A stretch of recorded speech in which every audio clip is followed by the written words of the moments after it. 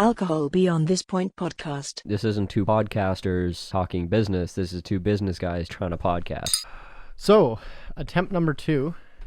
You know, surprisingly, we don't often re-record stuff. We usually just roll with it. Like never, actually. Yeah, so this was, we just spent the first 8 minutes of the podcast literally just walking back and forth from the table to the liquor cabinet, like figuring out a cocktail to make. It was pretty good. So I just cut. I was thinking about it. I'm like, you know what? We should cut it out. And then I was thinking about it. And I'm like, let's just start again because that wasn't even worth it. So, hi, my name is Willows. My name is not Tyler. It's not Tyler. Sorry, my name is Tyler. It's not Willows. I panicked for a second there. Yeah. So today we're already drinking.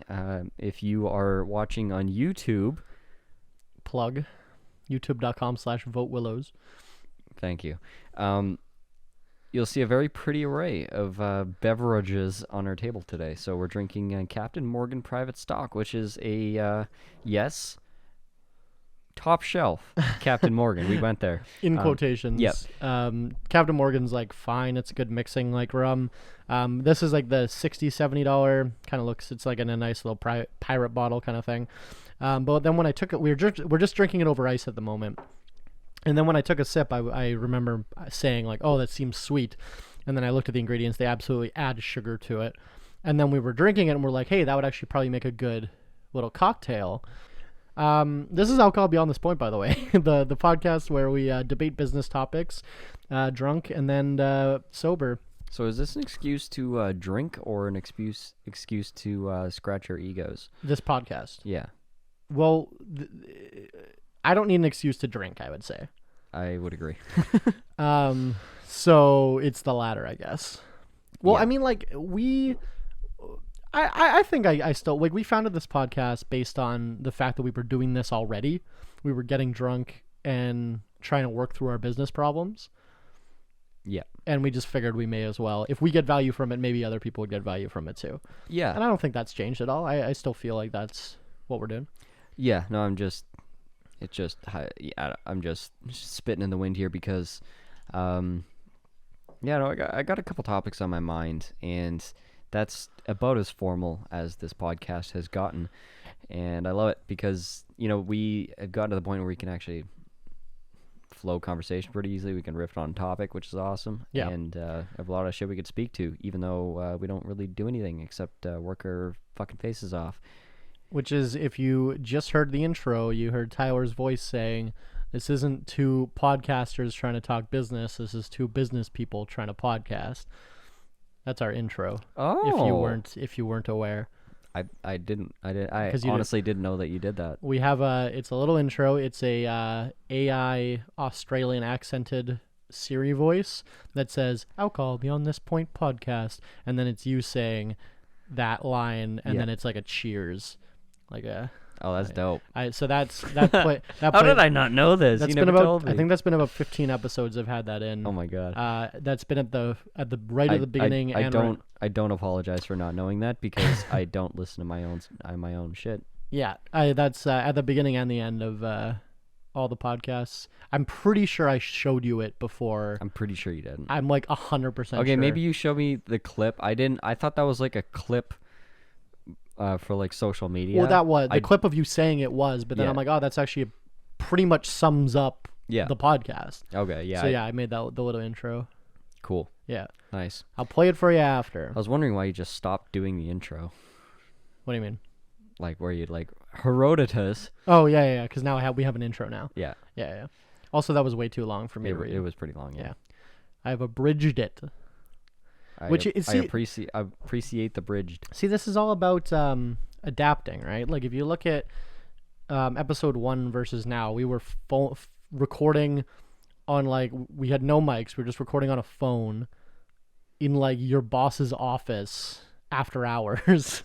Yeah, and then getting in trouble for boss comes into work in the morning and there's just like piles of liquor all over the place. It's fine.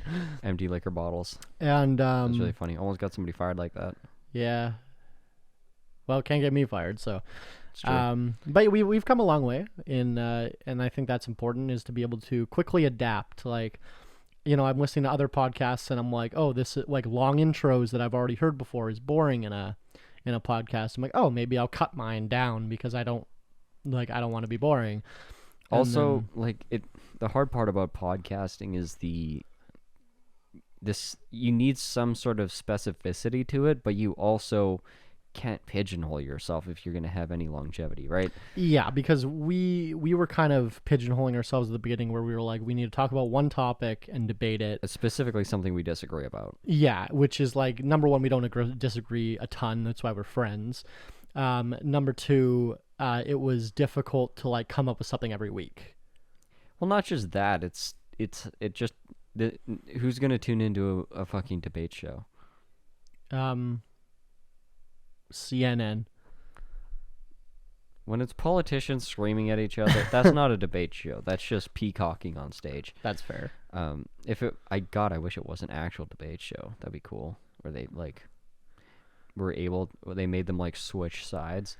Oh yeah, that would be cool if the Republicans had to argue the other side. Yeah, they could like pick a topic, and then just be like, okay, now Biden, you're arguing in favor of border. Oh wait. Yeah. Oh wait.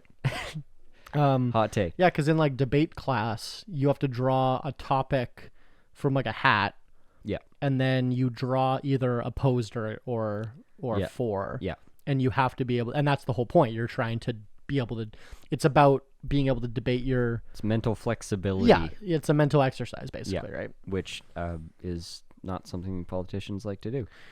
Politicians, human beings in general, I think, don't really like to be mentally flexible. True. Do you see vax rates went like through the roof because Facebook was down for 6 hours? And all the old people were like, wow, I guess vaccines are good. I haven't seen any bad information about them today. And then they went and got them. Wow, That was a joke. But Facebook was down for 6 hours the other day. I was going to say, well, that's a great segue because I was going to say, speaking of innovating, going fast, and breaking stuff, Facebook has ceased innovating and just started breaking stuff. Yeah, well, not started. They just they've always been breaking stuff, and now they're just doing it bigger and more damaging to everybody. It's good that you wanted to talk about this too, because we didn't coordinate this. I also wanted to talk about this. I mean, it's kind of the biggest story right now, to be fair. Yeah, so Facebook and all related services, so Instagram, Messenger, WhatsApp. Well, that's not actually what I was thinking about, but yes. Okay, we're all down for like 8 hours, I think, 6-8 hours. Some people it was down 6 to 8 hours. Yeah. And that became a problem because, for instance, 95% of the world that's not America and Canada uses WhatsApp as their main communication platform. Yeah, like in lieu of texting networks and yeah, I guess. Well, data's more prevalent than like cell phone networks now, apparently, yeah. in a lot of these third world countries. Yeah. It's easier to get internet than it is cell service some places. I might be completely wrong on this, but I believe in terms of just the principles of the technology, the internet should have been invented before the phone. Elaborate. Just in terms of No. complexity of the invention. Well, you think internet's less complex than the telephone? Like uplink connectivity versus the telephone, yeah. Really? Yeah. Isn't telephone just a wire? They both are. Like, isn't... Whoa, I just blew my mind. Isn't... No, I'm pretty sure we did it backwards. Hold on. You know those tin cans on a string? Yeah. Isn't that just a phone? No. That's just vibration, not electrical signal. But I like it either way. Sure. Yes. Okay. Yes, that is how it works. And when the wind blows, that's why it goes. Oh. And when squirrels shit on it. But now explain Starlink. Space. True. Spiss is wild. Okay, I wish anyway, we could go to Spiss. I'm not going to get into the weeds of technology I don't fully fucking understand. I don't even understand anything. But yeah, so Facebook went down. True. And within like days of that happening, there's this whistleblower that comes forward and goes on evening news and releases a bunch of documents. And like the hard facts of it are not super mind-blowing, but the fact that it's like some documents accompanied with a whistleblower who's knowledgeable. I read the Congress thing. It didn't seem that incriminating. Here's what's significant about it is this is the first time that Congress has had Facebook in an interview and not just said, why my Facebook no work good? Oh my God. Do you remember when they were interviewing Zuckerberg and he's like, so if Facebook's free, how do y'all make money? Yeah, and he's literally. like, what the fuck are you talking about? Right. Yeah, no, they've come a long way from that. This time they were actually talking about the nuts and bolts of the algorithms that What are they worried about? Privacy? No, it's not a privacy. That's the other thing. It's the first time they talked about it, and it wasn't a privacy. What are they worried about? I forget. It's I read it yesterday, and I'm already like just spacing. Social influence, basically, of the algorithms and how they propagate misinformation above accurate information, or above something from someone is going to be buried below fucking Shapiro. But it propagates stuff within your echo chamber. Not even, no. Okay. What they were showing is that like you could be tangent to the echo chamber and it will drag you in because being in that echo chamber is the most profitable for Facebook. So you could be like, I'm interested in health food. Yeah. Like, so they did this with like a fake profile of a 13-year-old girl because that's kind of, they get it the worst basically. And get them young. Exactly. And that's their business model. But they started with something simple as like tangent to it. It was like healthy eating, and within 36 hours it was like pro anorexia content. Wow. And it was like it was incredibly fast, and it was just like down the rabbit hole. And they went, and then Facebook did an experiment where they were like even further back, like less suggestive of anything to do with eating or like body image disorders or anything like that. They were like 3, 4, 5 tangents away, and it was like hours or days to like drag you into the echo chamber. You think Facebook's bad? Don't tell Congress about 2012 Tumblr. Well, the point is, it's it's designed to suggest content. Everyone knows this, but it's designed to suggest content to you that you will engage with, or that's content that will enrage you. Yeah, because if I see something I agree with, I like it and I scroll on, but if I see something I disagree with, I fucking take to the comments and start arguing with people. Yeah. That's why people post inflaming content, because they want people to interact with them. Yeah, and well, I mean, some people do, but most people just get angry and then react. Yeah. Well, no, I And mean the people, content right, creators. Yeah, the content creators are well aware that you're going to do yeah, that. but it's like 90% like fucking agent provocateurs from state actors. Love and this it. is proven. Like, yeah.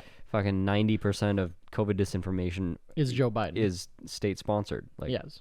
It's from somewhere fucking else. And and Facebook just blows it up because that's what what people are engaging with. That's what gets people to stay on as longer, right? Yeah. And there was one of the revealing statements of the interview was this girl. She basically was the head of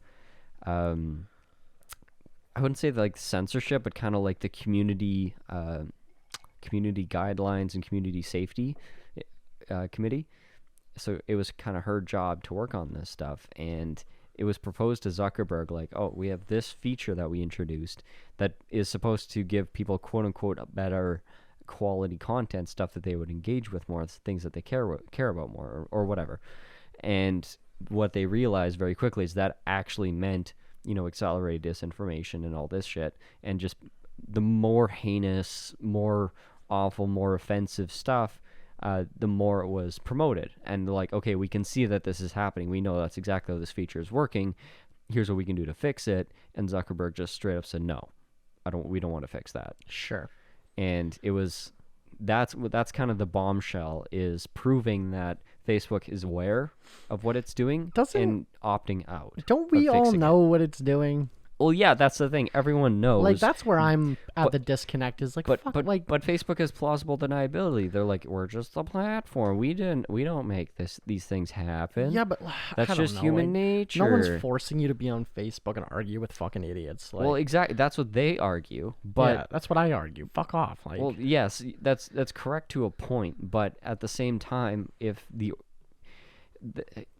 it's not like a public forum that's neutral. It's like, let's say town hall only platformed the nuts That'd be. that were like had calls to violence I like it. and had nobody reasonable on stage. Sure. The town halls would quickly turn into fucking town riots, Yeah. right? Like Yeah. that's kind of the idea. Is it's not natural. It's making a mockery of social interactions by just like bastardizing every bit of it. So it's like you can't actually, even if you wanted to, you couldn't have a pleasant experience on Facebook, and that's how it's engineered. And then, as part of all this, there's been calls to break Facebook up to non-compete not antitrust them. Actually, that's one thing they haven't brought up. Okay, Like, but even I've been the hearing that. the whistleblowers, nobody has ever asked for the breakup of Facebook because the way that they see it is now you just have 15 fucking problems instead of one. Sure. Well, I've been hearing it in like left echo chambers. I don't think it's like it wasn't mentioned in Congress at all. Okay. They didn't. I think that's AOC's position is. Yeah, but is that's break them up. AOC. That's fair. But I don't think it's on the table. I think it's, if anything, Didn't they file regulation and something? oversight. They filed something a little bit ago. That was like 6 months ago.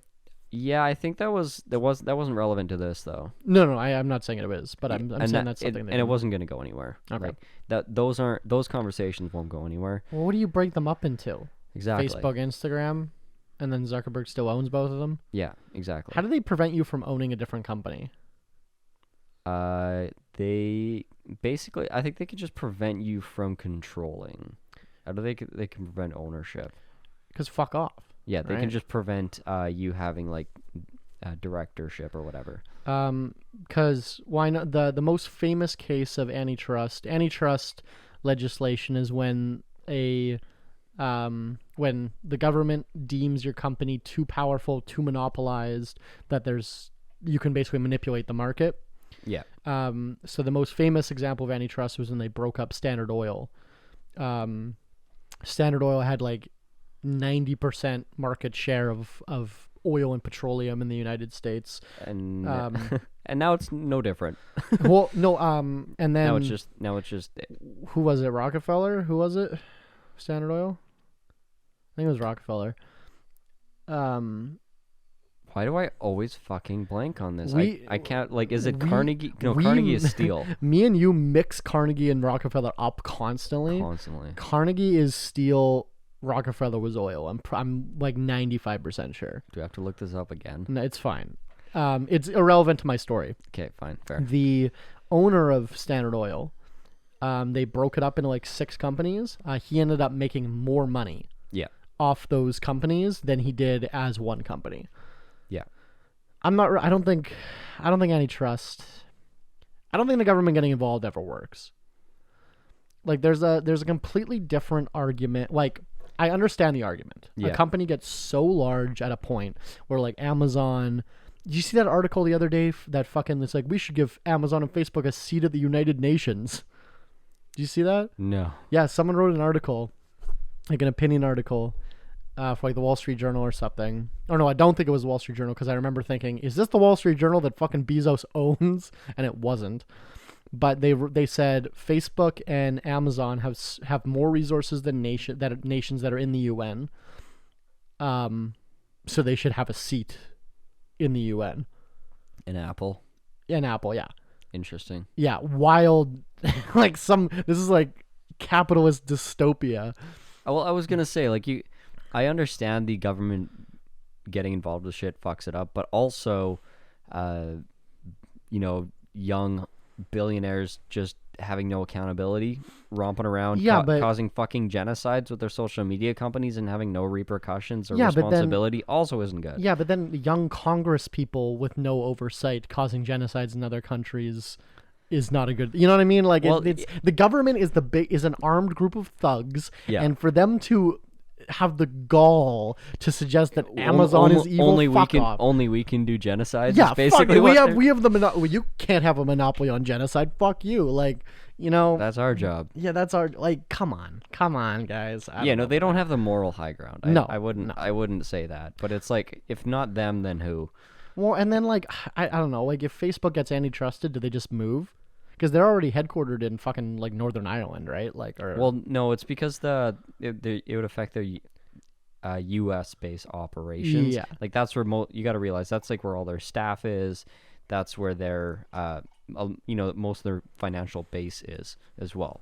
Sure, but yeah, and I guess like that's where their clients. That's where most of the money comes from. Zuck would probably have to move away from Palo Alto if he wasn't cooperating with the U.S. government, right? Like, I don't think he can reasonably just evade this. Yeah. But my argument would be, I think Facebook is just shooting itself in the fucking foot, and I don't think it's gonna be taken up by like a next generation. I don't know how long it'll take to kill itself, but like at Facebook as its own platform is aged, and I don't think it has a lot of runway aside from gobbling up new countries, new developing countries, and then corrupting them and then burning through that population. And buying WhatsApp, buying Instagram. Those were amazing business decisions. Right. So it can continue to, buy or maybe release new products because it has the capital to do so. But, I mean, they will have to be new and different. Because the only reason I'm on Facebook still is because my business, my core demographic that I sell wine to is wine moms, and wine moms are on Facebook. And I get business referrals on Facebook too. I don't post anything. Yeah, I know. Well, you don't post anything anywhere. Yeah. Well, no, I post on like Instagram stories consistently. Fair. And I get good response off of that, but I post to Instagram and Facebook stories. Yeah.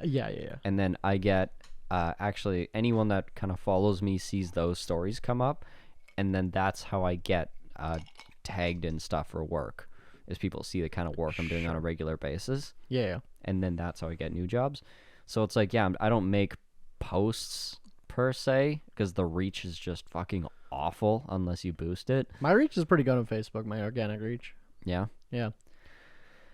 Because they just, as soon as you have a business page, they just nerf it because they want you to spend money. I do spend money, though. Yeah. I can't prove this, but I'm pretty sure when you spend money, even your posts that you don't spend money on, do better. Yeah, I'm pretty sure that's. Yeah, I think you're right. Yeah, because now that I have rotating ads, I'm pretty sure that's happening. Yeah. But yeah, no, but like I have 18, 19-year-old employees that were like, "Ew, you're on Facebook." Like, yeah. They like even like one of my 18-year-old employees said that Instagram was for like old people. Yeah. Like she uses TikTok. Yeah. Yeah, like TikTok, which is probably good. I think TikTok and Snapchat is like exclusively what she uses to communicate. And that was one of the arguments as well. Is like if Instagram and Facebook are regulated, because if one is regulated, the other is as well. Of course. For specific things about their algorithms, that would, in some ways, kind of set them back in terms of if the engagement and addictability. Or the addictability level of these platforms goes down, your competitors like TikTok might see a resurgence, or might get boosted. Like maybe Twitter sees a boost, maybe TikTok sees a bump, maybe there's something else that comes around, and then the problem then has to be, I guess, kicked to them. Now you have to regulate their algorithms, or TikTok, for example. What are you gonna do? TikTok is Chinese. Yeah, exactly. What the fuck are you gonna do? Honestly, TikTok would probably listen if the U.S. told them to do something. Well, wasn't Trump gonna ban them? Yeah. Well, basically they just migrated all their data into U.S. hands. So all U.S. data stays in the U.S. apparently. Yeah, allegedly. Which I doubt very much, but. Yeah, I think we've talked about TikTok before on the podcast, and like how it's basically just a spyware app with like a thin veneer of social media on the front of it. It's fine. I like it. It's like 90% spyware and then like 10% social media. There's funny stuff though. Good doggos. There's doggos. There's funny guys, funny girls. There's butts on there. A lot of butts. I like TikTok. Okay, Willows. Actually, fun fact, I didn't have a TikTok. I always talk. I just look at Instagram Reels, and people just repost TikToks. Yeah. I made a TikTok when Instagram was down. Fun fact. Oh, yeah. Nice. And? It's exactly the same as Instagram Reels. Wow, amazing. Wow. So- Rip off and duplicate. I'm almost done. Fuck off. Tyler, the type of bloke to keep his fucking rum drink on Dear his cell phone. God. So This weekend was exhausting. So, if you watched the last episode or the last half episode, we had our friend Jean-Luc on because he was in town. He lives a couple provinces over. He came to visit for the weekend, and we went out to the cabin together, the three of us, and then plus my business partner and our friend Mitchell, and some gorals, some gorals as well. And I don't know how much I want to incriminate ourselves. As little as possible. We did nothing. We took no substances and we drank no alcohol. No, we just drank alcohol. Right. We just drank. We can do that. Right. That's legal. And we marijuana is. We smoked. Yes. We smoked the marijuana. Marijuana is legal as well. So we did those two things. And nothing else. And nothing else. We drank tea. We drank tea. It was really bad tasting, actually. It was kind of earthy. But jasmine. Yes. Great jasmine tea. It was delicious. Well, I didn't really love the tea, but I liked the 4 to 6 hours after I drank the tea was pretty good. And we went out. Yeah, you laughed your fucking ass off. I have not laughed that hard in a long time. Probably, it was maybe really good ever. tea. I was literally oh my God. Well, we were on an island at a cabin in the Whiteshell Provincial Park. And it was like it was like we went out and we just watched the stars, and it was like we were out there for hours on the dock, and we just saw shooting stars, and it was like perfectly clear. Aurora Borealis. We saw the Aurora Borealis too, Northern Lights. That was super. gorgeous. Oh man, like we're just like staring at this tree line because it was like the water was perfectly glassy, so you could see the stars reflecting in the water, and then so you look down and it's just like stars, and then there's like the shadow of the tree line of the island in front of you or the mainland, and then just stars overhead, and then all of a sudden like the horizon just started glowing, and we're like, there's no city over there. I was like, yeah, it was just Northern Lights. It was gorgeous. And then we were like, oh, this is good tea, and then we're like, oh no, wait, that's Northern Lights. We're like, yeah, it's here. We verified. Yeah, we verified. But yeah. Anyway, but I kept, I kept saying, Tyler's the type of bloke, and then just anything, name a thing. Like, yeah, Tyler, Tyler's the type of bloke to say "oing, oing, oing, oing, oing, oing" when he's snoring. Yeah, it was a lot of them were really bad. A few of them were okay. Tyler's the type of bloke to wear Ebenezer Scrooge pajamas. And then we talked about what the fuck that hat is. Yeah. Anyway, but how many of those jokes do you think I made? Probably 100. And there was a couple where I was before I could get the joke out, I was laughing so hard I legitimately could not breathe. And it was funny because it was like dead silent, and then it was just the sound of Willows wheezing and laughing and dying in the corner, and then we're like, what? Oh man. And then he would say the stupid ass joke. Oh my God. I had a really good time. I hope you did too. Yeah, no, it was really good. I still think about Billy Mays a lot. Oh my God. Yeah, so we just learned that Billy Mays died of luggage head. Anyway, I will not be elaborating. Look it up. It's a pure American story. Yeah. That's all you need to know. Yeah, shame. Okay, so that story is done, completely out of the way, right? Yeah. Completely unrelated, not related to that story at all. Why are psilocybin mushrooms illegal? This is a completely separate thought. I think it's because marijuana is legal now in Canada. I think it's because they didn't understand what they were or how they worked or what kind of effect they had on the human mind, and they just banned them out of fear. They lumped them in with LSD. Yeah. Well, I mean, they kind of are very similar, but even why LSD got banned, it's just it's hurting the kids, it's frying people's brains. We need to get rid of it. It's dangerous. It wants them to not sign up for the Vietnam War and just be hippies. Right, yeah. So we need to ban it. So, yeah, there's that whole part of it. It's making them non-compliant. It's making them opt out of the social contract that we need them to opt into to make the capitalism work. Well, because MK Ultra when the CIA was dosing American citizens with CIA is LSD. running on their own fucking clock. No, but they were dosing people with like 20 times what you should, like what someone takes recreationally.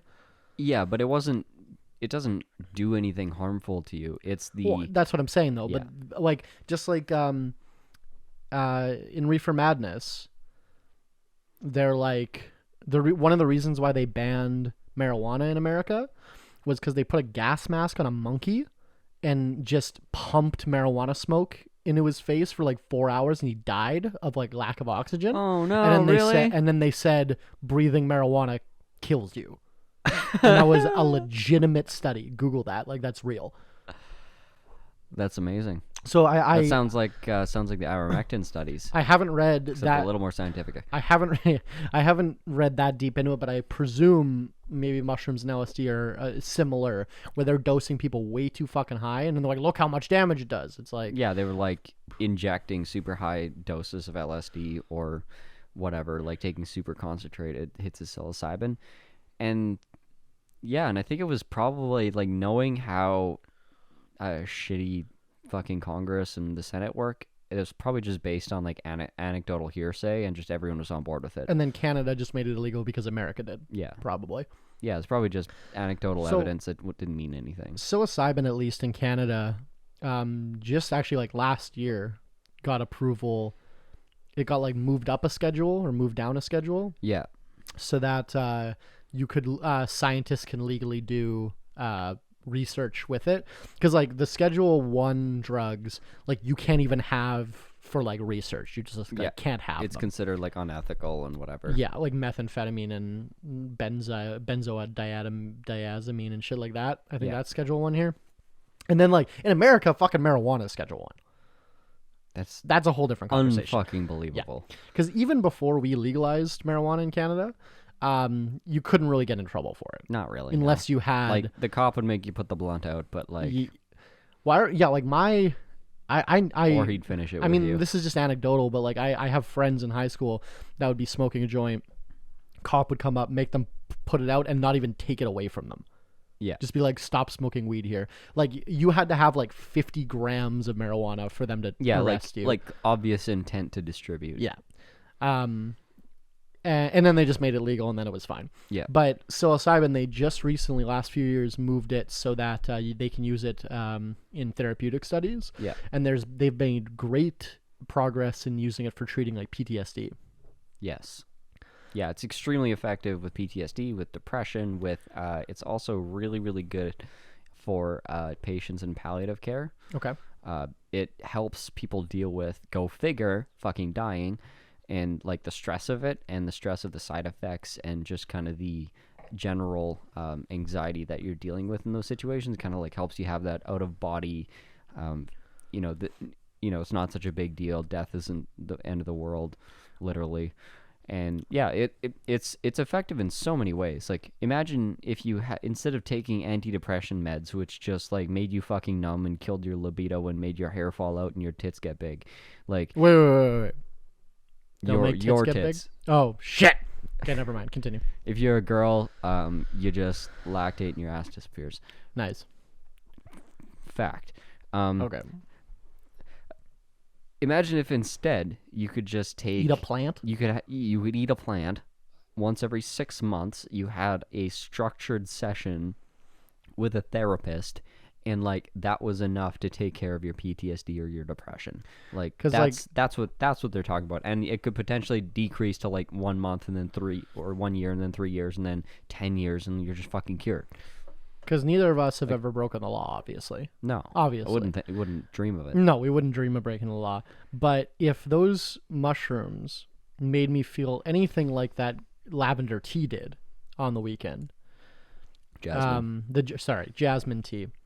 I remember saying Jasmine's a hell of a drug, by the way. yeah, after laughing for fucking 6 hours, I remember being like, is this what happiness is like? Yeah, you were, and everyone's just kind of like, because like I would call myself depressed. I don't want to like overindulge.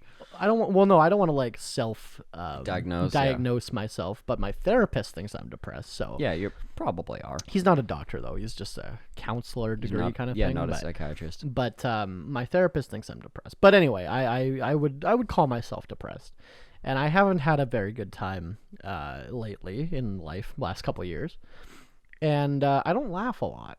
I remember. Yeah, I guess you don't. I really don't like. Like I was thinking about it the other day, and I was like, wow, I really don't. I'm like, and to be fair, I do have like a very deadpan sense of humor. Yeah. Like I'm very sarcastic, and I find it funnier. And Isaac's isn't funny.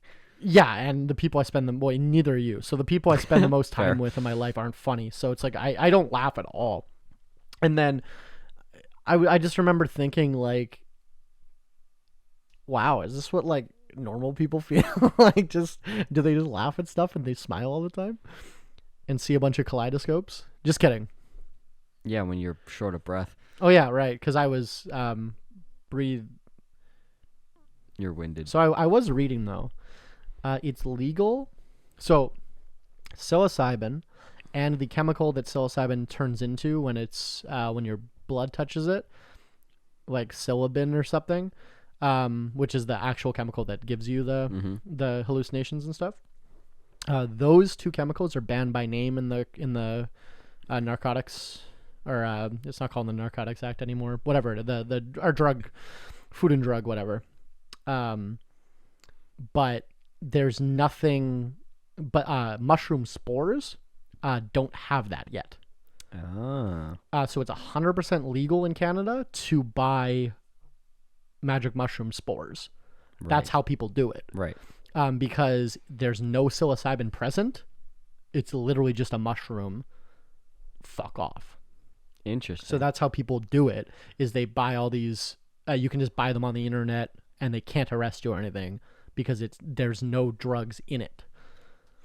Very cool. Really interesting. Yeah, I was reading about it after we were hanging out for some reason. It just came to my mind. I don't know why. It's like you can buy all the ingredients for bombs, and we're definitely on a list. We don't really need this. We don't really need to censor ourselves because we are absolutely on a list. Hi there, FBI agent. That is mine. Love you. Love you too. Sorry about what I did earlier. Oh. You had to watch that. Oh no. So microdosing. That's the last thing I want to talk about this. Because that's a good business topic. There's a lot of tech companies that I remember they did like a survey at Google and they said like 40% of people were microdosing fucking mushrooms. I believe it. Like, oh yeah, it's phenomenal. Like I honestly got probably a similar effect from ginseng, which you've been telling me to go on instead of caffeine. Yeah, I've been pitching that to you, but like I think I've gotten a very similar effect from certain different herbal things. But yeah, it's absolutely, I guess it's kind of like, an ADHD person getting the right meds. Okay. It's kind of like, a sane person. That maybe not the right word. Neurotypical. Yes, that's the right word. Neurotypical. Sane? Tyler. I wouldn't put myself in that category. A neurotypical person getting microdosing. Okay. Getting microdosed properly. Like, just good focus. Like, because we're fucking crackheads. Like, who? Me and you or everybody? Everybody. Okay. Like, name one person that's not dependent on either sugar, caffeine, alcohol, marijuana, nicotine, marijuana, or I guess microdosing. Like, well, I tweeted the other day something to the effect of and I was gonna say social media for that matter. Okay. That the fucking dopamine hits. Sex, video games. Yeah, we all got something. But I tweeted the other day something to the effect of drug users are below me, said Karen, sipping her coffee from the cup that said, don't talk to me until I've had my coffee. Yeah. Like... Yeah, literally. And cranked with enough sugar to kill a fucking horse. In a shirt that says, it's wine o'clock. Yeah. You know what I mean? Like... Yeah. That she literally just met and then also takes like several opiates and maybe some mood stabilizers and like I've heard this shit. Like my brother died of an overdose and I've heard from people that like need 3 cups of coffee before they're not a bitch, being Yeah. like, well, he just shouldn't have done drugs. It's like, what the fuck are you talking about? Like, it's just because caffeine and alcohol have been destigmatized. Well, humans have been drugging themselves Dude, longer than they've known that they're humans. drugs are awesome. Psilocybin specifically, Stone ape. You can find apes that are, apes in the wild that like they'll run around like looking under cow patties for psilocybin mushrooms. They'll like flip it up and like, oh, yeah, there's one in there, and they'll fucking microdose themselves. They'll dose themselves, get high as fuck. They love it. One of my favorite theories. So there's in evolution, in like human evolution, there's like whatever it is, 300 years, 300 years. Yeah, 300 million years of like human evolution. Yeah, that's when Jesus came. There's a entire period that human brains expanded like 1,000 times. Yeah, and we don't know why. We don't know what it was like because it was like general increase, and then this like period of whatever it was, a few thousand years, it was like boom. Yeah, and we have no idea what caused that. There's a lot of theories, and the theory, one of my favorite theories, is called the stoned ape theory. If you want to Google that. It was right around the time the third ice age, I guess, was ending. mm-hmm. So a lot of these frozen areas were becoming more temperate, and then a lot of monkeys were moving farther south, like farther north into the now melted areas. And all these glaciers melted, leaving mushrooms. And a bunch of psilocybin mushrooms were there. They started eating psilocybin mushrooms, and that's what sparked their brains to grow. Or at least set them on a non-typical neural pathway. Yeah, because made them because obviously it wasn't like boom and they changed. Well, it was like thousands of years. Obviously, Yeah. It was a consistently outside of the pattern, because that is one thing that like a lot of psychedelics do. You can look at studies of this, brain scans that have been done. Is it creates links in your brain that didn't previously exist. Yeah, which is why you can like. You can feel, you can taste music, you can smell colors. It's literally crossing the fucking wires in your brain, and doing that obviously has those don't just the more it happens, the more it can happen, and that's how you create, I guess, new pathways, new ideas, new ways of thinking. And it's just you do that, you disrupt the chain, you disrupt the typical, and you have a different result. So it makes sense. And yeah, I 100% believe that. Was it the invention of fire? Was it fucking weed? Was it shrooms? It was probably drugs. Because it's even like bears like getting fucked up, birds like getting drunk. Like, dude, the fucking dolphins will pass around jellyfish to get high. Yeah, they like huff their venom or whatever. I love it. Yeah, so dude, drugs fuck off, Karen. Drugs are awesome. Like, I don't know why. What was it? Someone said, you don't need drugs to have fun. My response would be, you don't need shoes to run a marathon, but it fucking helps. I mean, the Kenyans would beg to differ. We should, yeah. Well, there's what was I reading the other day? There's like, we have fossils of Australian Aboriginal people. Mm-hmm. And they're like, their stride is like completely different than how we run now. Like, it was like wider, and they ran barefoot, obviously, and like and they like can calculate how fast they were going based on their like the footprints, and they're going much faster on average than we, like, even our athletes can now. Yeah, it's interesting. Yeah, because there's tribes in America that were, I can't remember the name of the tribe, so I don't know, put it in the comments, but they're just completely nomadic, and they were the longest lasting tribes. Like, they were still going like into the late 1800s because they just couldn't be caught. And it was like the elderly and the young had to be able to travel something like at least 80 kilometers in a day. It was something ridiculous. Like, they would cover massive distances, and this was always their edge in battle or in any kind of conflict with another tribe, because they could just out-travel them. They could outmaneuver them. Their entire camp, their entire population would just like move 100 kilometers in a day. Well, that's why teepees were a thing, because you could set up teepees in 10 minutes. Yeah, right? they literally pick up their camp and just fucking run. Yeah, and well, their warriors could basically go at like a marathon run level just for 12 to 14 hours straight, and they could do that every day, every single day. They would cover 80 miles and not stop. Did you have another topic after this? Yeah. Let's do shot caller and then switch. Tyler, the type of bloke to take shot caller. Welcome now to our segment that we call Shot Caller, the part of the show where you, the audience, can pick the shot that we're going to take. Today's shot was picked by You? me. So this was something interesting. I was kind of going through the liquor store earlier. I was trying to pick some kind of interesting shots. I bought another bottle of that habanero peach or habanero mango whiskey. That's now, I have decided it's become a staple of my liquor cabinet, and meme, and it's kind of a meme on this podcast. So yeah. I'm sure you'll hear that come back at some point. But this was something I found while just kind of shopping the bottom shelf. It's a Canadian whiskey, but it's aged on gin botanicals. So they get like a bunch of different botanicals from okay, here. It's called The Forager. The Forager, made in Ontario, I believe. Yep. 40 Creek Distillery, Ontario, Canada.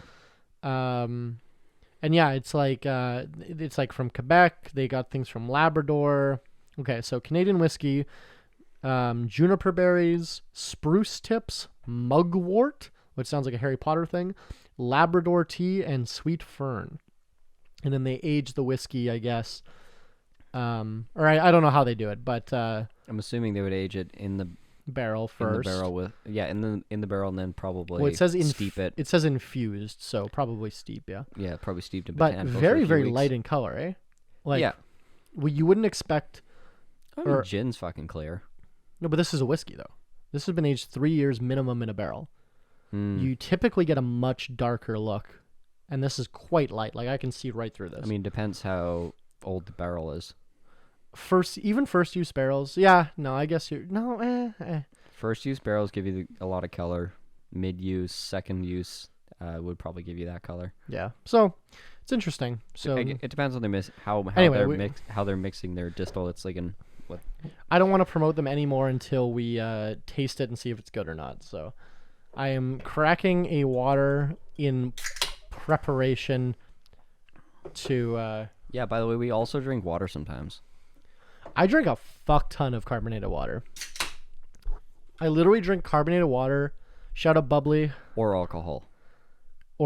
I don't drink anything else. Yep. Literally. I haven't drinking a soda that's not a chase or a mix with liquor for since I was a teenager.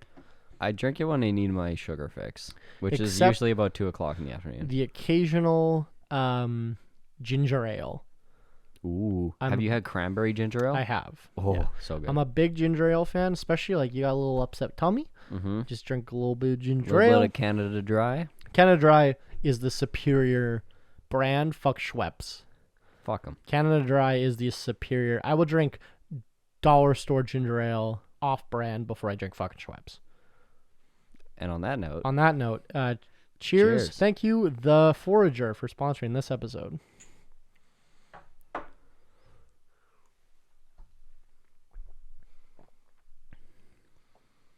Well, I actually like that.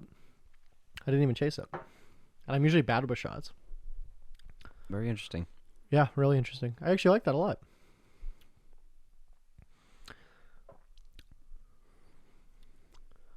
So many different... I can't even describe it. It's like... There's so many... you taste so many fruits and... So, you know when you drink a bad whiskey, mm-hmm. and you have that whiskey burn? Mm-hmm. It'd be like, I have this whiskey burn, and then you bit a pine tree to get rid of the whiskey burn. You bit a pine tree and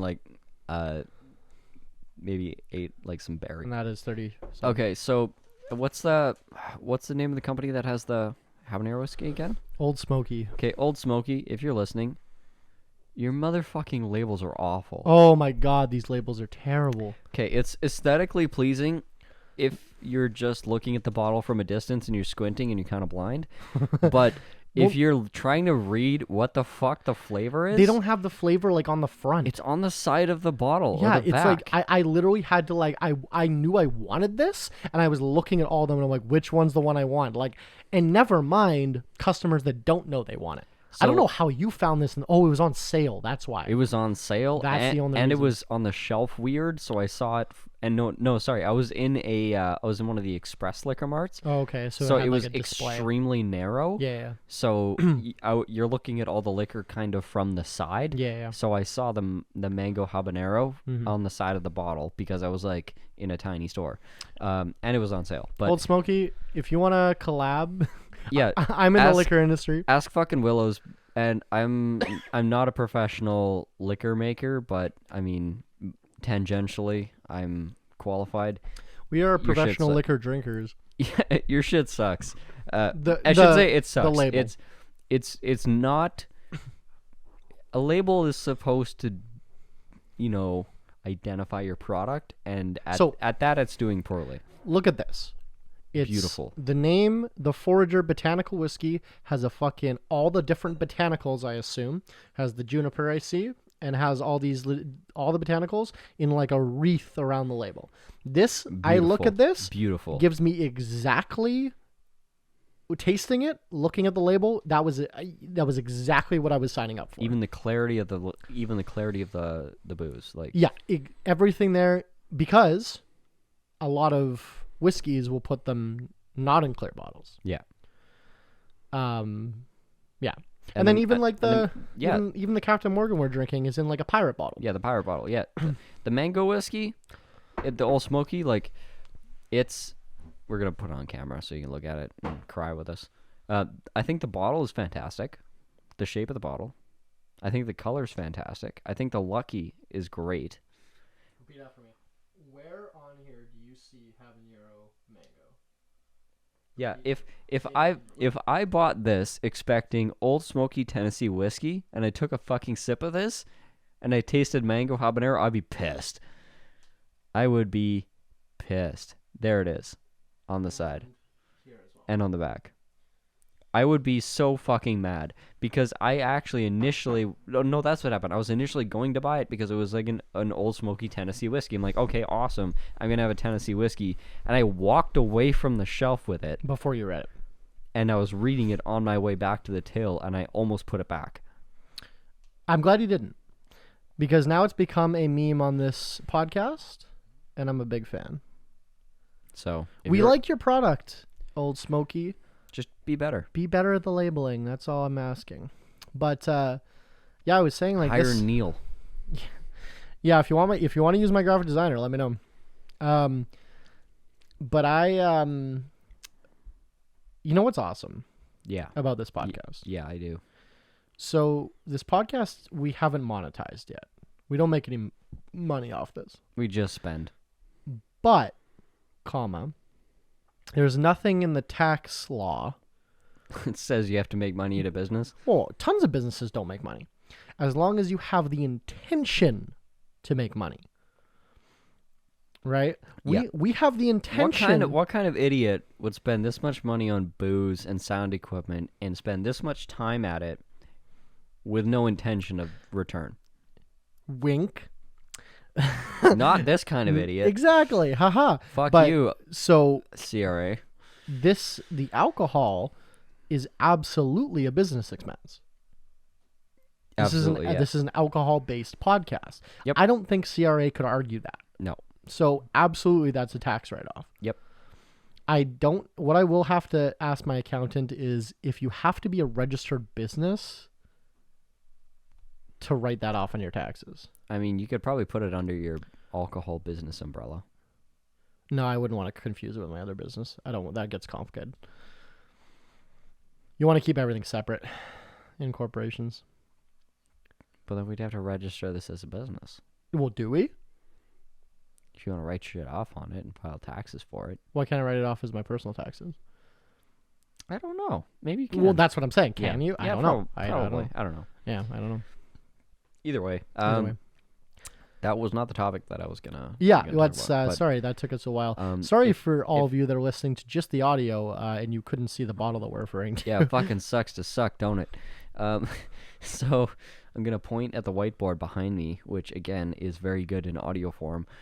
It says "Let's give up on travel" with a brilliant picture of an airplane. And that's it. That's the only picture. Yeah, it's in front of two buildings. I can't recognize them. They're just God. buildings. I'm gonna cut that out.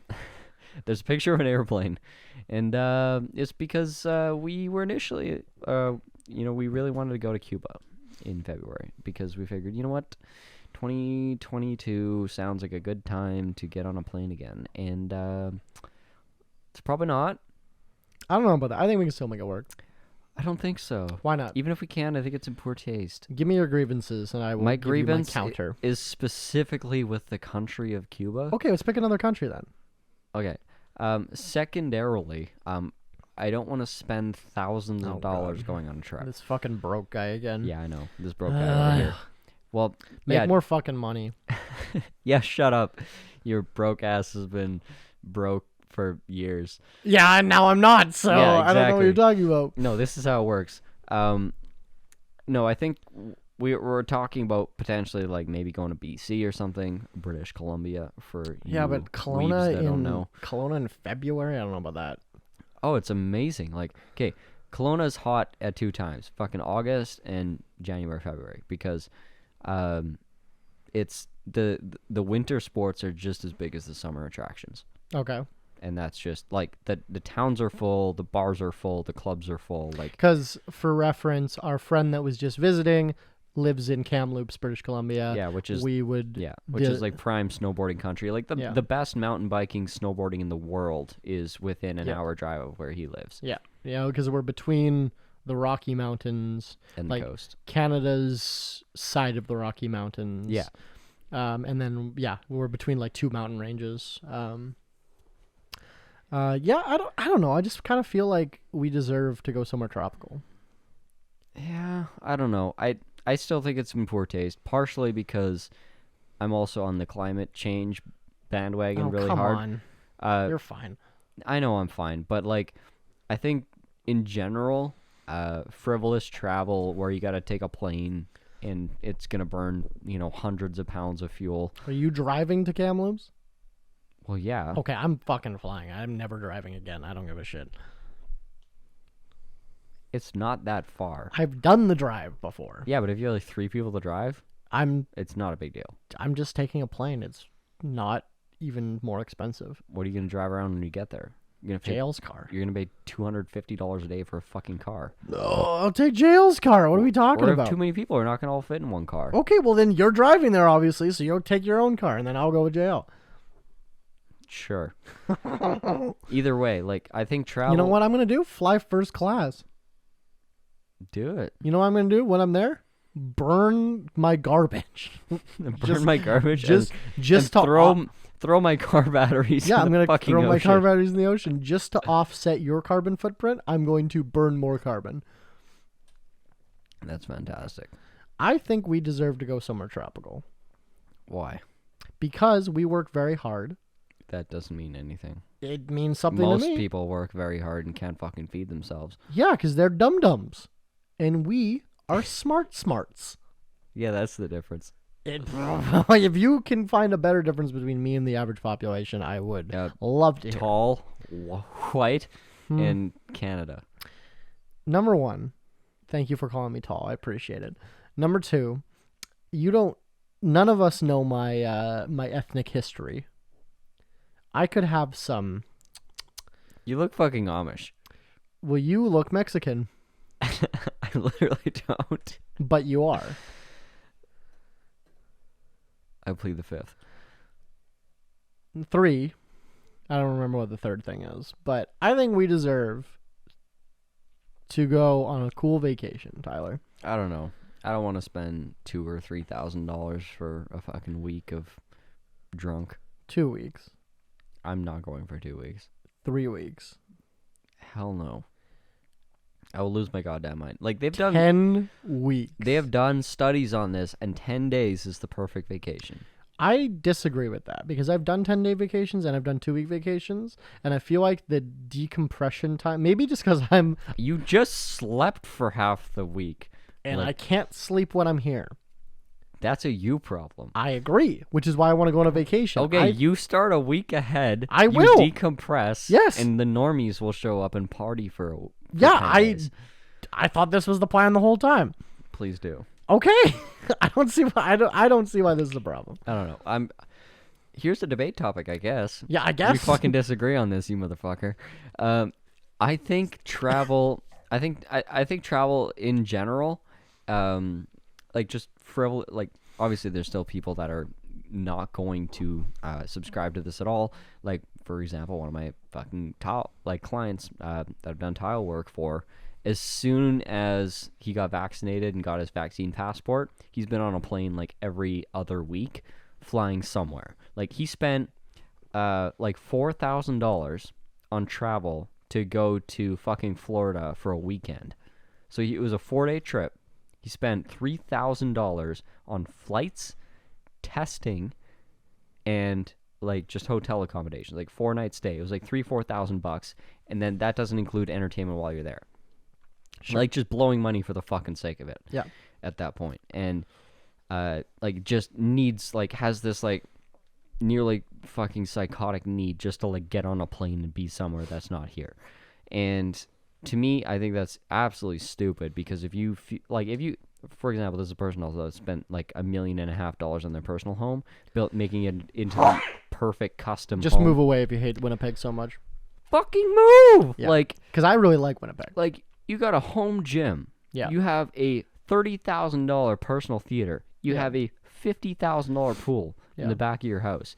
You have a 80-inch TV that is in addition to your 200-inch high-definition theater projector. Yeah. Like, you have fucking 4 bedrooms. You have a fucking Range Rover. 3 of your friends own nightclubs. And you still can't stand to be home? That is not like that. There's something else wrong with you at that point. Like, I don't disagree, but I think like I like that's being, just indulgence for the sake of it. I like being here, but I don't think there's any reason why having 2 weeks somewhere else is not. Yeah, but 2 weeks every other week. I don't know, whatever. If you are that, can't spend it when you're dead. It's not about spending money. Like people with shitloads of money don't just like spend it all because they can. Like that's not the point of having money. It's I don't know. I just think I don't know. It's like running around in the Great Depression, rubbing in everyone's faces how much fucking steak you have. Like why do you think this is the Great Depression? It's worse. What is? Like if you're not in a first world country right now that has access to vaccines and has your economy mostly back on track. So this is an entirely pandemic decision for you. It's not a pandemic decision. It's everything that has resulted of the pandemic. Okay, but like everyone's having a bad fucking time and hates us because they're like, we're at 3% vaccination levels, and all you guys can talk about is all the fucking white supremacists that don't want to get vaccinated, and you're having fucking riots and beating up nurses because you don't want to get vaccines. But and we're over here fucking suffering and can't feed our families. I'm not a white supremacist that refuses to get vaccinated. So why should I suffer for that? What can I do to get? Who says you have to suffer? I want to go somewhere. It's talking about indulgence. I want to go somewhere tropical with my friend Tyler. Which is an indulgence. So is half the shit I do. Going out and eating a burger is indulgence. Yeah, I guess in a sense it is. I don't know. I just think I think traveling to a tropical place that's in the middle of unprecedented civil unrest is just Cuba a bad idea. was just an idea because I've been to the Dominican and I've been to Mexico now. Yeah. And I want to go somewhere tropical. Haiti's fucked. What else is there? Name another place. Bora Bora and shit like that is too that's expensive to go to. That's too far. Africa? We could go to South Africa. I'm pretty sure everywhere is fucked. For what? That's not a first world country. Like for their economy, like yeah. So you know what we should do? Go there and give them USD. Spend our dollars. Spend our dollars there. Yeah, I don't know. The minimum wage in the province we were in Mexico was 30 USD a month. When I was tipping those servers 1 USD every time they sat us somewhere, that was like paying them a fucking month's wage, or like a week's wage. No, like a day's wage. Yeah. I was like paying them $100. Yeah. Like a Canadian $100. Yeah, I understand that to an extent of,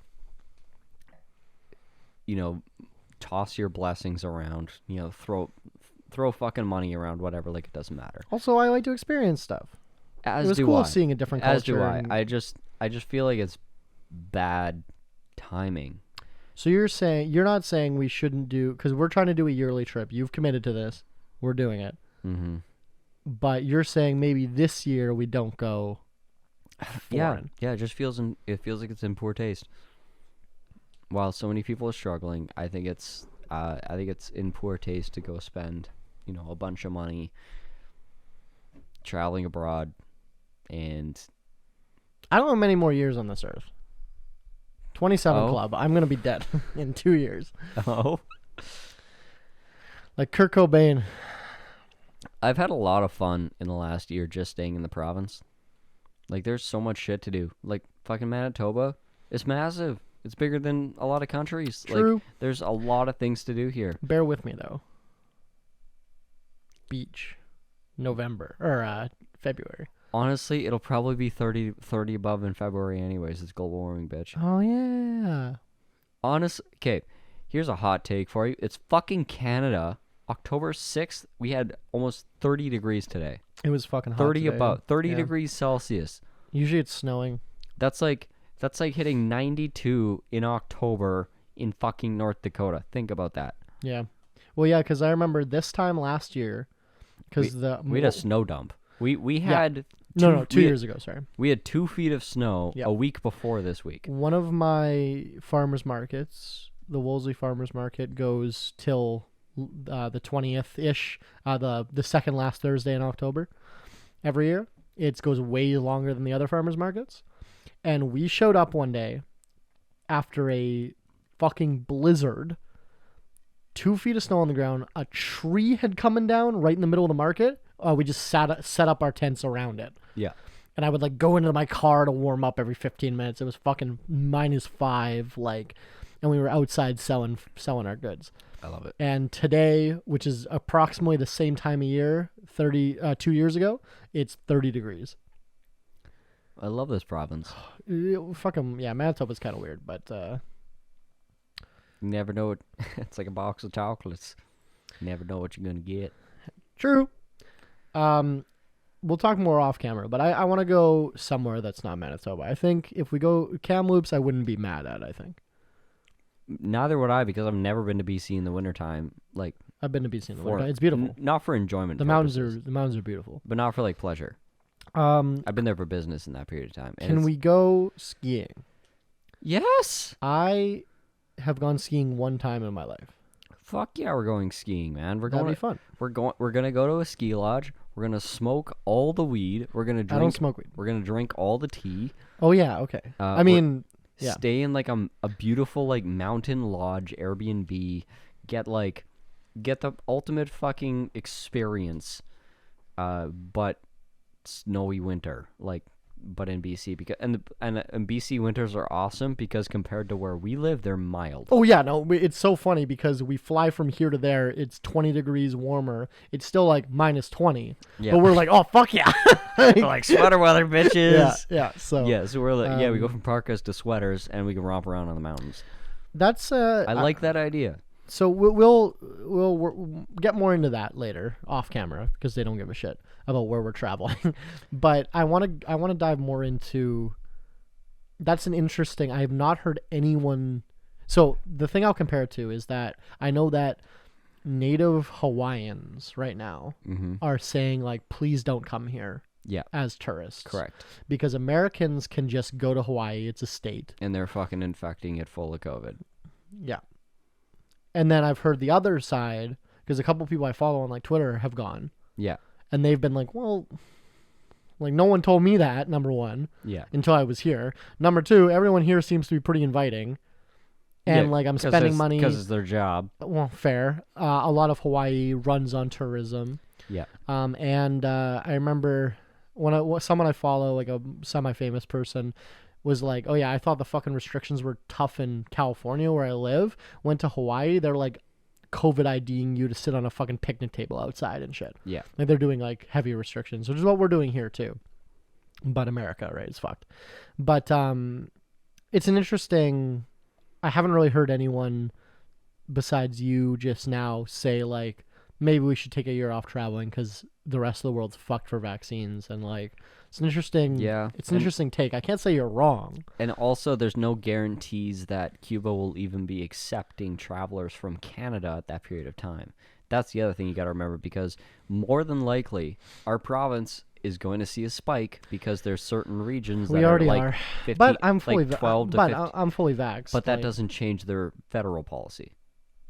Cuba's federal policy. Yeah. They might just cut off flights. Fair. That's fair. And also, if there's, let's say there's a testing requirement, just like I mentioned about my friend, I think he said he spent $1,200 in testing, in rapid tests. That seems No, it's like it's $300 each time, or $400 each. But yeah, what if fucking Cuba closes the border? Do we get our? I guess we don't get our money back No. probably on the flight. Actually, your flight insurance would cover it. I never buy the flight insurance. My credit card has it by default. Okay. I never buy the flight insurance. If I buy any, here's a nice perk. Look at your fucking credit card perks. You probably don't use them. If I buy anything online or anything anywhere with my credit card, like let's say I buy a new laptop with my credit card and something goes wrong with it within the first 90 days, I can claim it on my credit card insurance. That's actually almost a business tip of the week. Yeah, check so your fucking credit card. For reference, I have the WestJet World Elite, which you need like 100K income, whatever to get, and oh yeah, you're 100K a year in income. Wink, wink. And if I bought like a MacBook and I wanted to return it within 90 days, that whatever didn't match the manufacturer's or the store's return policy, I could claim it and get a full refund on my credit card. But yeah, same thing for travel insurance. That's interesting. I actually am not familiar with the rewards on my credit card. So Also, other thing with my credit card insurance, I don't have to ever, if I rent a car with this card, I never have to get the car insurance or like the whatever extra coverage or whatever that they try to upsell you, because undercoding. It overrides that. Yeah, undercoding, extended warranty. Because MasterCard pays it. Yeah. Say that out loud. So yeah, MasterCard would cover any incident that happens with a rental car. So you rent a car with this, you put down the deposit, have the reserve, whatever, and yeah, if you get in an accident, get a fender bender, anything. So when they ask to sell you the additional warranty, you just say nope, or insurance. Just say no, because your credit card travel insurance will likely cover it. So this is pretty uniform across any travel forward credit cards. This is obviously travel specific, WestJet. And yeah, Amex has a lot of this stuff. If you have a business Amex, the Amex travel concierge is a fantastic service to use. We once used it while just road tripping, called the Amex concierge, and we said, hey, can you get us a hotel in the city? They booked us a hotel. Like they made the phone call to the hotel, they made the reservation, they used their your card, everything. They took care of it all. Is there an additional charge for that or not really? No. That's cool. With Amex. I have an Amex. Yeah, so you can just call the Amex concierge. Fantastic service. They'll do fucking anything for in you. America or here too? Anywhere. Okay. So I have an you Amex. call them, you're like, hey, can you book me flights? I want to go to Cuba in February. Can you give me like a good deal? Yeah. They'll do it for you. Cool. Interesting. And then we're like, what's like entertainment for the night? Like what's happening in Minneapolis? And they're like, oh, well, there's this and this concert. Like, okay, well, what's there for tickets? She's like, oh, there's general admission to this VIP. She's like, either it's $190 a person or $78 a person. We're like, okay, we'll get general admission. Just grab us 2 tickets. She's like, okay, great. Yeah, it's in your email. And this is just like all over the phone. Yep. That's cool. Yeah, so we just That's like super cool, actually. so like as we're road tripping, you dial the phone number on the back of the fucking card, yeah. put on speaker, and just like she just concierge our whole Do you have fucking to trip. have like the black card kind of level? No. No. That's cool because I have an Amex. No, it's just Amex. We have a business Amex. It's a charge card though. It's not a credit card. I don't think it matters But recently, as long as you're contributing to their outlandish fees. yeah, ugh, don't get me started with Amex. You got to remember, most people will never use this Why? because, first of all, why would they think of it? Sure. They don't know about Because it, they're listening to our podcast. right? And like that's how these companies. This is how credit card companies with point systems and reward systems make profit, is because the utilization is lower than Then who's what they paying give for the out. service? Than what they give out. Well, and do you think they get paid by hotels? No. I almost think they do. Like kickbacks? Yeah, like Maybe. if I had to what I know, not this industry, but what I know about like referral industry is basically like you have a short list of like hotels. Right. So when someone's like, "Hey, I got to stay somewhere in the Minneapolis region. Can you recommend me a couple hotels?" You kind of have this list. And then those hotels know that you have the list, and if they get referrals, then they pay you for them. Maybe that's part of it, but when we were doing this, for example, 90% of the hotels were 90% booked, so Yeah. there's very few options. So like they were like seventh option down the list. Sure, but it's fucking Amex. They probably have a long list of connections. They could have referral systems with everyone. I mean, I'm sure they try to make money everywhere they can, but you'd be dumb not to, right? But the concierge will give you service regardless. That's interesting. Do like MasterCard and Visa have similar programs or not really? Yeah, depending on your card. I'm gonna look into that because that's an interesting. Like I just got a package for a new card, actually no, those ones that I listed off, half of those are for a new Visa that I got. I just got upgraded to like whatever the new black Visa, and we have a Black Rogers card. Yeah, open your pamphlet.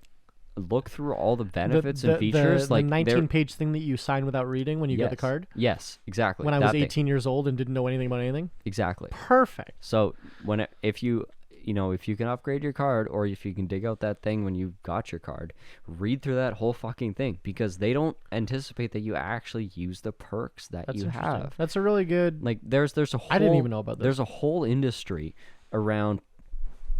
Okay, we had a little bit of technical difficulties, so we're cutting back in randomly, probably mid-sentence, but we were just talking about points. Yeah, there's an entire economy around airline points that nobody ever talks about. Or just credit card reward points. Interesting. Yeah, just even beyond the points, look at your benefits, look at the features, look at the things you're paying for. Because look at the wrist. Yeah, because a lot of your cards, you might be paying fucking $99 a year for your premium credit card. And then what are you getting? Yeah, get your fucking use out of it. You're not using any of the points. Yeah. Yeah, there's a lot of people underestimate the fact that if you make any purchase online or anywhere and you get ripped off, your credit card company will go to fucking war for you. You're insured. Oh yeah, 100%. I've been on the getting your ass beaten end of a credit card company going after you because the customer's like, oh, I didn't get what I paid for. Think about Visa's lawyers. Yeah, well, you're talking about 18 months of arbitration and suspended and funds held in escrow, like 18 months of that before you get to lawyers. Yeah. And then you have to deal with lawyers. Yeah, it's not fucking worth it. I have friends that have bought shit off, like sketchy shit off Wish or whatever, and it just never arrives from China. And you can challenge it. Visa will immediately reimburse you and then go and fuck them up for the money. They will. Like, you get more than a handful of those claims on your account, and your business is shut down. Yeah, because no one will ever process your payments anymore. Yeah, right? Visa is more powerful than the federal government. Oh, literally! Look at what happened. We talked about OnlyFans. Yep. And what was the other one? Visa and MasterCard made OnlyFans cut pornography. And Pornhub made them delete 75% of their videos. And Visa, MasterCard, and Walmart, they went to fucking bat with. No, and then remember Walmart won by being like, oh yeah, I guess we'll just not accept Visa anymore. And they're like, really? wait a second. Never mind. Well, because Costco doesn't accept Visa. Right. They only accept MasterCard. Right. I don't know what the story is there. I But- assume because everyone kind of has both. But Especially Costco customers. If you have but one, you well, can have and the other. Costco's credit card is a MasterCard, Right. so you can just use it. But Walmart went to bat with like MasterCard, Visa. I forget which one it was, and played chicken and lost. Because they're like, you don't want to lose Walmart, and they're like, okay, you don't want to lose a Visa, and they're like, oh wait, like, Yeah. yeah. That's significant. So it's interesting, yeah. Anyways, that's some Anyways. white privilege shit. It is a white privilege shit. Not only do you get credit, but also premium credit when you're white and have a business and cycle a lot of money through your credit and know how to do so because you were told so by a podcast such as this. Wow. So, yeah, I just don't feel awesome about going to Cuba, and I think maybe they deserve some solidarity, not tourism dollars, but also they need tourism dollars and solidarity. So I am conflicted because I think you're fucked if you do, fucked if you don't. So I'm going to rebuttal what you just said by transitioning into our final segment of the show called Business Tip of the Week, where me and Tyler give you a business tip of something that we're currently going through in business. And my business tip is, fuck it, take that trip. You're not gonna be, it's cliche, but you're not gonna be lying on your deathbed saying, oh, I wish I saved my money and saved those Cubans. Wish I didn't go to Cuba the one time. You're gonna say, I wish I experienced more of the world. God, I wish I wouldn't have been part of that Cuban revolutionary militia that overthrew the government. We that could one have a time. lot of fun. Honestly, I'd have more fun in the middle of a revolt. I could literally be El Presidente. So I don't want to hear this. But Sold.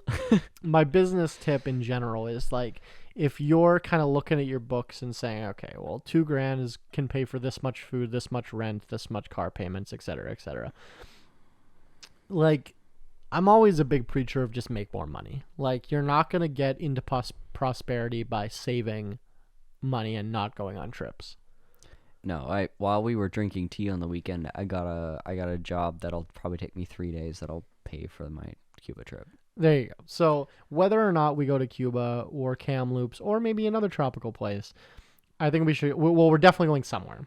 Yeah. Because we've had this conversation. We should experience something new every year. Yeah. I think that's important because there's people here that can't experience anything new. True that. Or people not here that can't experience That's what I anything mean. new. Here in spirit. I wish he was here. But On that sad note. on that sad note, you need a business tip of the week. Oh, right. I guess half point. You look at your fucking credit cards and the benefits you have. And then do the opposite where you're saying, don't take that trip. Save the money, invest it in your business. No, I wouldn't say that. No, that's not something I would advise. Take the trip, YOLO. Spend the money, fuck it. I think business tip of the week. Hiring is hard. True. Capacity is a function of your ability to interest people in whatever the fuck it is that you're doing.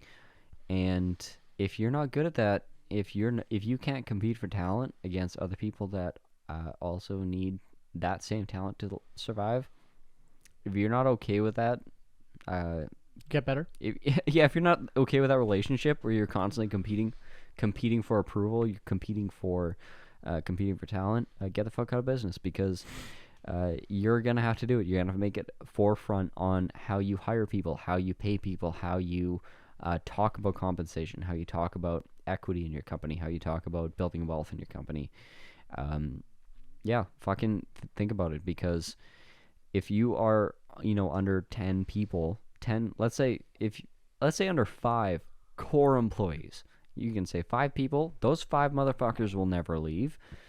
If you're less than that, which is 90% of businesses, you need to think about what is your structure that is going to give those people a long-term ideal to strive for, and some kind of reward structure that matches what they want. Don't make it. Do you want to contextualize that, or do you just No, want to leave it as a general? I think it's a general, because like I could contextualize it into exactly what we're facing right now, but it's probably not relevant for most people. The average business. Yeah. Just talk to, I would say, first and foremost, talk to your employees. Say, what are you looking for out of life? What are you looking for out of your career? What are you looking for out of your whatever you're trying to do? Are you trying to build a business? Are you trying to build wealth? Are you trying to build freedom? Are you just trying to have a fulfilling career and you have an RSP and you're going to fucking die with an RSP? Like, what are your goals? And build it off of that, because just as easily as you can fall short, you can also overshoot, and you can give too much. And giving too much can be just as damaging as not giving enough. I have paid a salesman so much that he became a crackhead and lived in a motel. As one does. I've also had a salesman who did not make enough to pay rent, and he fucking left.